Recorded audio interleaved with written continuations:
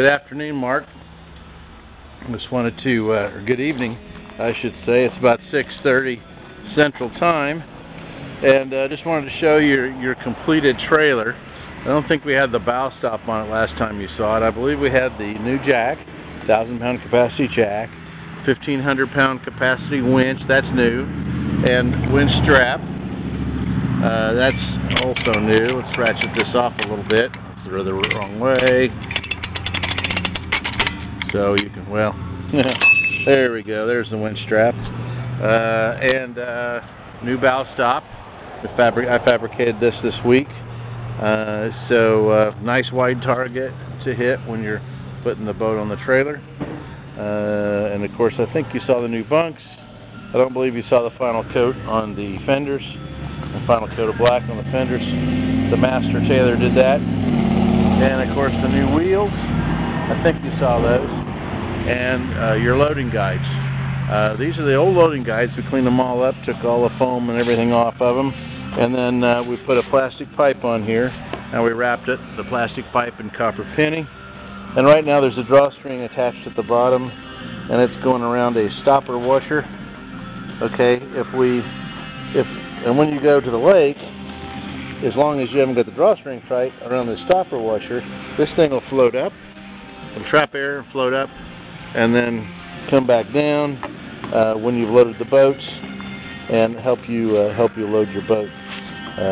So right now we've got the drawstring tight all the way around the keeper washer as well, and the reason for that is if we had this bottom trap between the washer and the pipe, it would probably be worn out by the time it gets to Texas.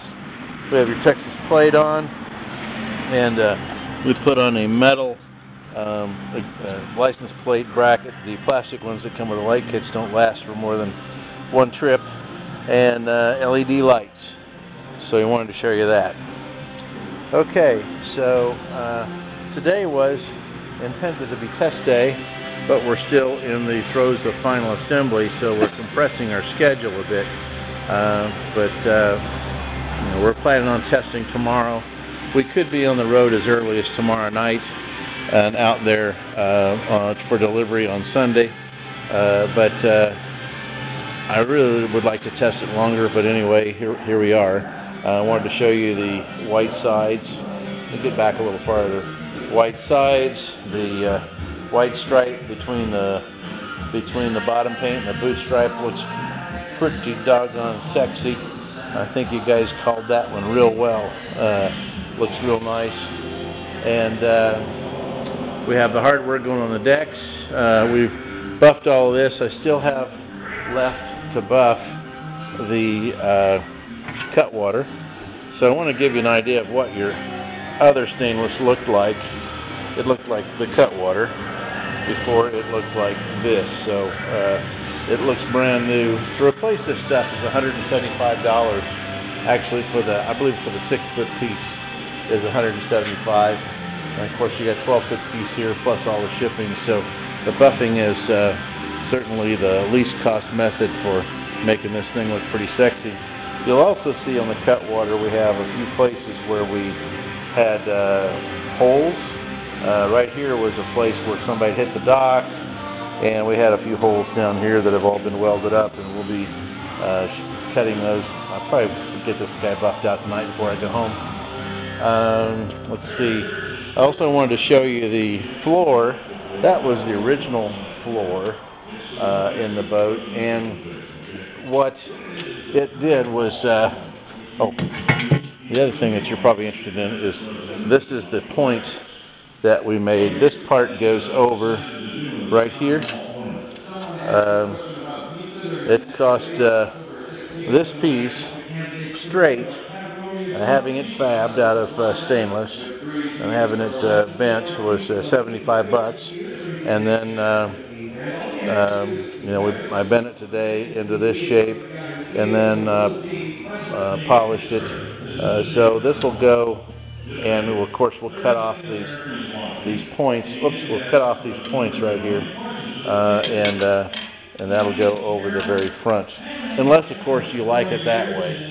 but I know we talked about this, and you wanted this done, so it's ready. Okay, so I wanted to get to the floor.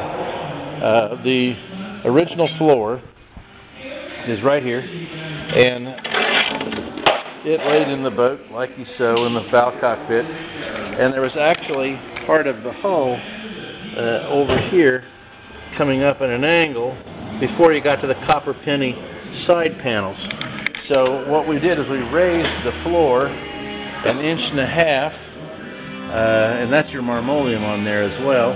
We raised the floor 1.5 inches so that the copper penny panels would come right down to the floor and not have a curved, see how that's curved right there in this picture, not have that curved portion of the bottom, the inside of the bottom showing. And so that created some other consternation. Our gear shift handle wanted to interfere with the bottom of the dash. We've corrected that. Another thing that you'll notice right here, you see where the through bolts are brought through on these two pieces. I'm in the shadow here.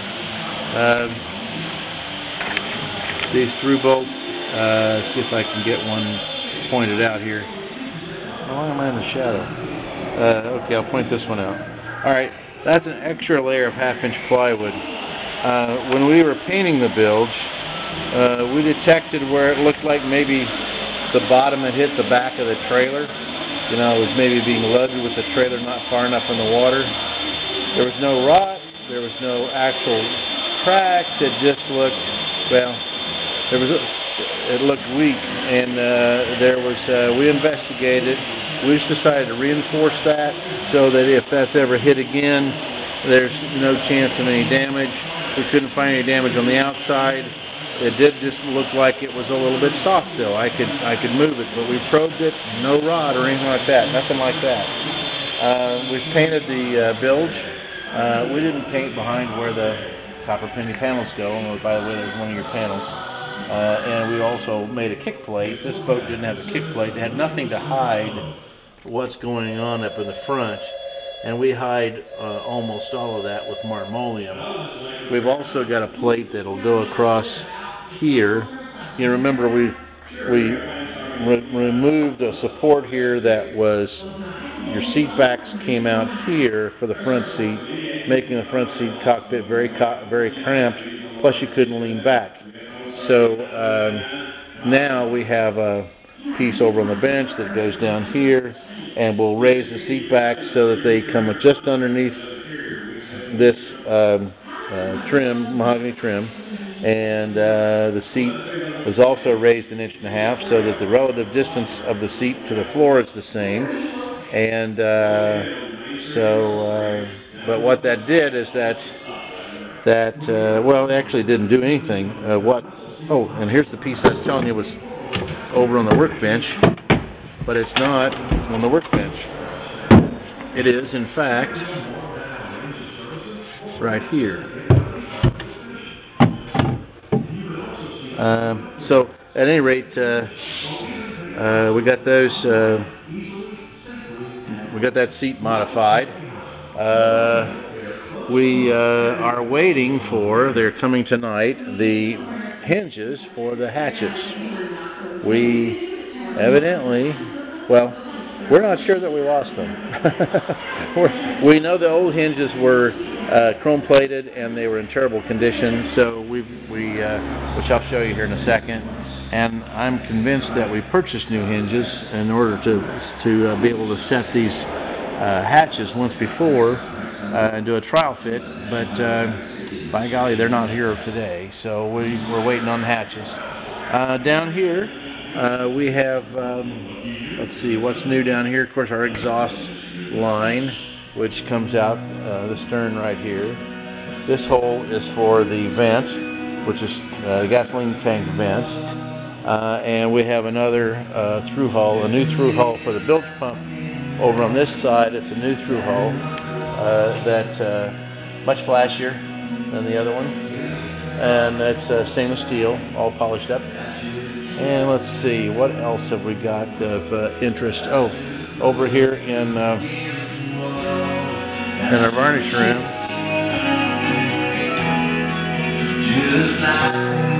We have your refurbished steering wheel, and also the chrome ring for the throttle, and then with the throttle it's also on our chrome table.